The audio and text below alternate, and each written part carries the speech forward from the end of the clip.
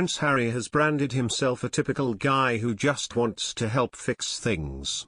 The Duke of Sussex's comments came as he launched an HIV testing drive to carry on his late mother Princess Diana's unfinished work. During the televised call with former Wales rugby captain Gareth Thomas, who revealed his own HIV status in 2019 and campaigns to help others, he paid tribute to the late Princess of Wales. Diana was famous for using her platform to tirelessly campaign to reduce the stigma surrounding the disease and encourage people to get tested. Harry said the world must not squander the opportunity to finish the job.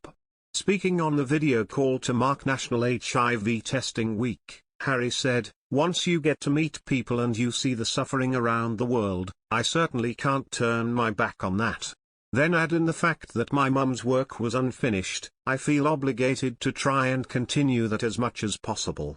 I could never fill her shoes, especially in this particular space, but because of what she did and what she stood for and how vocal she was about this issue. It's a converging of all these different pieces. There's a way out of it, and if there's a way out of it and we know there's a solution. I'm like a typical guy. I just want to help fix things. While well-meaning, a prince who lives in a £10 million LA mansion and enjoys a lifestyle unimaginable to most people, describing himself as a typical guy, raised eyebrows on social media. Andrew Sweeney tweeted, "He probably is typical in the parallel universe he inhabits." Maria Montessori wrote, "He is so full of sh. A typical guy would not whine like a brat when daddy stopped his money." Princess Diana raising awareness about HIV, image, Getty and account ZeldaInVegas joked, "I love the part where #hasbeen says I'm just a typical guy. Right, the typical guy who lives in a $14 million, £10 million mansion, flies in private jets, and makes millions of dollars for saying things like, I'm just a typical guy." During the interview, Harry went on to urge the public to go and get a test.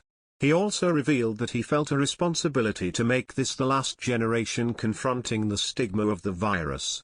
He added, "I really struggle with the amount of global issues that occur, and when we have an opportunity, because of the amount of work, effort and funding that's been put into finding the solution, that we don't finish the job.